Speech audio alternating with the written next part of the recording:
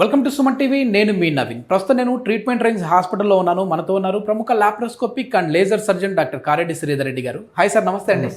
Sir, చాలా మంది కూడా డయాబెటిక్ అటాక్ అయింది అన్న వెంటనే ఖచ్చితంగా సర్కంసెషన్ అంటే సుంతి ఆపరేషన్ చేయించుకోండి అని చెప్తా ఉంటారు డాక్టర్స్. సో మీరు కూడా అందులో ఎడ్యుకేట్ చేస్తూ ఉన్నారు. ఒక కమెంట్ వచ్చింది, అదేవిధంగా కమెంట్ మాత్రమే కాదు, మా ఫ్యామిలీ మెంబర్సే అడిగారు కొద్దిమంది, మా ఫ్రెండ్ సర్కిల్లో కావచ్చు, ఫ్యామిలీలో కావచ్చు, మాకు డయాబెటిక్ ఉంది కానీ ప్రాబ్లం ఏం లేదు, ఎందుకు చెప్తా ఉన్నారు అసలు డాక్టర్లు ముందుగానే సుంతి చేయించుకోండి అని చెప్పేసి. ఇది ఒక కమ్యూనిటీకి సంబంధించింది మాత్రమే, కావాలని ఏమైనా తప్పుదో పట్టిస్తున్నారని అవి అంటున్నారు. సో దీనికి ఏం చెప్తారు సార్?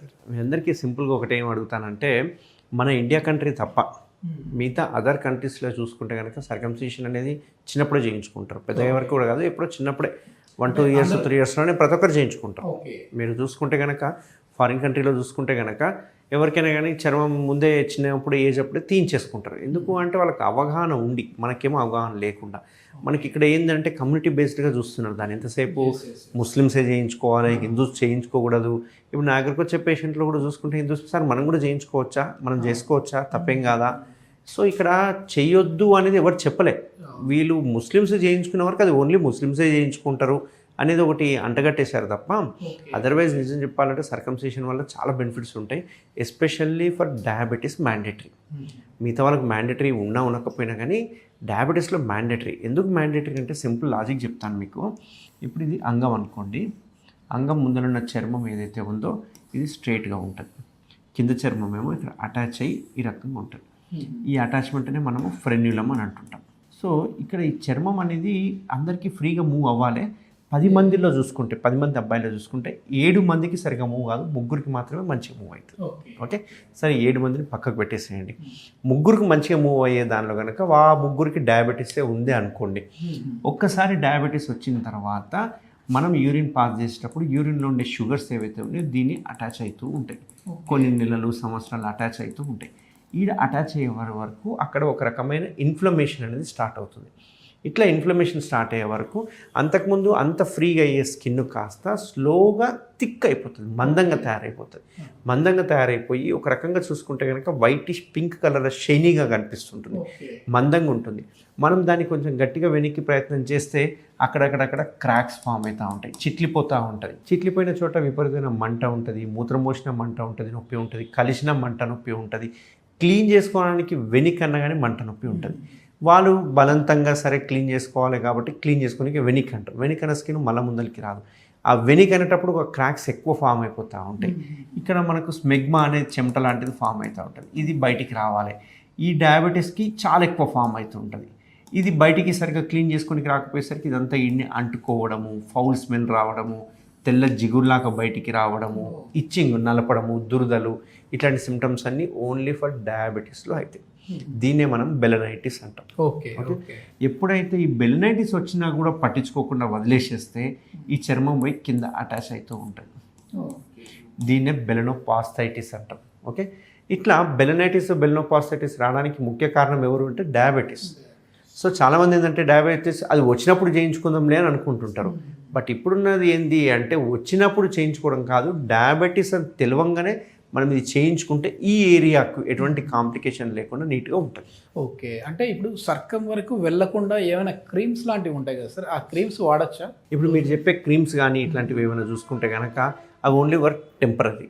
ఎందుకంటే ఆ అటాక్ అయిందనుకోండి, జస్ట్ ఆ అటాక్కి మనం క్రీమ్స్ రాసుకోవడం వల్ల ఆ ఏరియా మంచిగా అయిపోతుంది. కానీ ఇక్కడ మీరు గమనించాల్సిన పాయింట్ ఏంటి అంటే ఎప్పుడు అటాక్ వచ్చిపోయినా కానీ ఈ ఫ్రీనెస్, ఎలాస్టిసిటీ ఏదైతే ఉందో అది పోయి అంతకుముందు ఇంత వెడల్పు ఉన్న వాళ్ళకి స్లోగా దగ్గరికి వస్తుంది తెలియకుండానే. ఒక స్టేజ్కి వచ్చే వరకు బంద్ అయిపోతుంది మూత్రం. నా దగ్గరికి వచ్చే పేషెంట్లో మూత్రం బంద్ అయిన వాళ్ళు ఉన్నారు, మూత్రం నాళము స్టక్ అయిపోయిన వాళ్ళు ఉన్నారు, మూత్రనాళం సన్నగా అయిపోయిన వాళ్ళు ఉన్నారు, క్యాన్సర్ వచ్చిన వాళ్ళు ఉన్నారు. ఈ దరిద్రం ఏంది అంటే ఈ బెలనైటిస్, బెలనోపాస్థైటిస్ వస్తే కనుక 3 to 8% క్యాన్సర్గా మారే అవకాశం ఉంటాయి. అంటే 100లో 3 నుంచి 8 వరకు క్యాన్సర్ బారిన పడే అవకాశం, పెనల్ క్యాన్సర్ వచ్చే అవకాశాలు ఉంటాయి.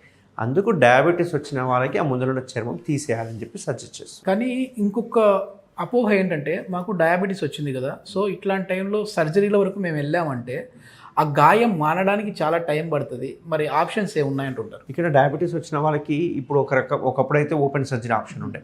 ఓపెన్ సర్జరీలో కోత పెట్టేసిన తర్వాత కుట్లు వేసేవారు. కుట్లు కాబట్టి బ్లడ్ వచ్చేది, కుట్లు వేయాలి, మళ్ళీ డ్రెస్సింగ్ చేయాలి, పథ్యం ఉండాలి, 15 రోజులు బెడ్ రెస్ట్ ఉండాలి, కుట్లను తీయాలి, కుట్ల నుంచి చీము గారుతుంటుంది, ప్లస్ షుగర్ కంట్రోల్ కాకపోతే కుట్లు మానవు, అండ్ జిగ్జాగ్గా ఉంటాయి, హైజీనిక్గా ఉండదు, అండ్ కాస్మెటిక్ రిజల్ట్స్ రావు, ఇవన్నీ ప్రాబ్లం ఉండేది. బట్ ఇప్పుడు మనం చేసే టెక్నిక్ ఏదైతే ఉందో కేఎస్ఆర్ అని ఒక స్టాప్లర్ని మనం యూజ్ చేస్తున్నాం. ఈ స్టాప్లర్లో మనం ఏం చేస్తామంటే ఎటువంటి కోత కుట్లు లేకుండా ఇక్కడ వరకు స్కిన్ని తీసేస్తాం అన్నట్టు. ఆ స్కిన్ తీసే వరకు ఏమవుతుందంటే స్కిన్ ఎలాస్టిక్గా ఉంటుంది కాబట్టి మనకు పిన్స్ అనేవి ఇక్కడ పడతాయి. ఓకేనా? సో ఈ పిన్స్ అనేది 10 to 15 డేస్లో ఆటోమేటిక్గా పడిపోతాయి. మీరు చేయాల్సిన పనుల్లో ఏంటంటే సర్జరీ అయిపోయిన తర్వాత ఎటువంటి పరిస్థితుల్లో అంగస్తమనం అవ్వకుండా చూసుకోవాలి, మెయిన్ ఇంపార్టెంట్. అండ్ రెండో ఇంపార్టెంట్ 1 month వరకు కలవకూడదు.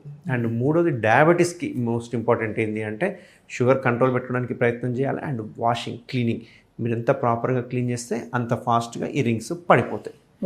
మీరు ఒకవేళ సరిగా పట్టించుకోకుండా నిద్రలో ఎరెక్షన్ అయిపోయి అట్లే ఉంటే కనుక ఇక్కడ నుంచి మైల్డ్ బ్లీడింగ్ అయ్యే అవకాశాలు ఉంటాయి, ఇక్కడ వాపు వచ్చే అవకాశాలు ఇవన్నీ ఉంటాయి. బట్ ఇవన్నీ కూడా టెంపరీ, భయపడాల్సిన అవసరం ఏం లేదు. ఈ కేఎస్ఆర్లో అడ్వాంటేజ్ ఏంటంటే most advanced stapler, complete painless, blood రాదు, పెయిన్ ఉండదు, అండ్ కోత కుట్లు ఉండవు.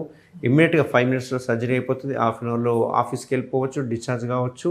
అండ్ 10 రోజుల్లో రింగ్స్ అనేవి ఊడిపోతాయి. అండ్ హయ్యెస్ట్ కాస్మెటిక్ రిజల్ట్స్ వచ్చే స్టాప్లర్ ఏదంటే కేఎస్ఆర్ స్టాప్లర్, హయ్యెస్ట్ కాస్మెటిక్. ఎందుకంటే జస్ట్ ఒక లైన్. ఇది ఓన్లీ అంటే డిసీజ్ లేకున్నా కూడా, అంటే ఈ సమస్య లేకపోయినా సరే కాస్మో కోసం వచ్చి చేయించుకునే వాళ్ళు ఉంటారు కదా. నా దగ్గరకు వచ్చే దానిలో 50% ముందు చూపుతో చేయించుకునే వాళ్ళే. అంటే సర్కంసిషన్ చేయించుకుంటే క్యాన్సర్ రాకపోవచ్చు, లేకుంటే హైజీనిక్గా ఉంటుంది, లేకుంటే వైఫ్కి అవతల పార్ట్నర్కి క్యాన్సర్లు వచ్చే అవకాశాలు తక్కువ ఉంటాయి ఒకవేళ అబ్బాయిని సర్కంసిషన్ చేయించుకుంటే. ఎందుకంటే సెక్షువల్ ట్రాన్స్మిటెడ్ డిసీజులు తక్కువ ఉంటాయి కాబట్టి అట్లా చేయించుకునే వాళ్ళు, కాస్మెటిక్ రిజల్ట్స్ కావాలన్న వాళ్ళందరూ కేఎస్ఆర్ స్టెప్లర్కి వస్తారు. ఓకే ఇది మొత్తం మీద ఏంటంటే ఇది డయాబెటిక్ అటాక్ అయిన వాళ్ళే కాదు, డయాబెటిక్ లేని వాళ్ళు కూడా చేయించుకోవచ్చు. ఎందుకంటే సెక్సువల్లీ ట్రాన్స్మిటెడ్ డిసీజ్ రాకుండా ఉండడం కోసం కూడా ఉపయోగపడుతూ ఉంటుంది. సో డయాబెటిక్ వచ్చిన వాళ్ళు ఇంకా నిర్ధారణ అయిపోయింది, ఈరోజు నాకు డయాబెటిక్ ఉంది, లేదు ప్రీ డయాబెటిక్లో ఉన్నాము అని అన్నప్పుడు మాత్రం ముందుగానే చేయించుకుంటే ఇట్లాంటి సమస్యలు అయితే రాకుండా ఉంటాయని చెప్పేసి డాక్టర్ కారెడ్డి శ్రీధర్ రెడ్డి గారు చెప్తున్నారు. దీనికి సంబంధించి కేఎస్ఆర్ స్టాప్లర్ అనేది చాలా అడ్వాన్స్డ్ టెక్నాలజీలో ట్రీట్మెంట్ రేంజ్ హాస్పిటల్లో ట్రీట్మెంట్ చేస్తూ ఉన్నారు. ఫర్దర్ ఇన్ఫర్మేషన్ ఏదైనా కావాలంటే హాస్పిటల్ వారి కాంటాక్ట్ నెంబర్ ప్రొవైడ్ చేస్తున్నాం, మీరు నేరుగా వారితో మాట్లాడచ్చు. Thank you sir. Thank you.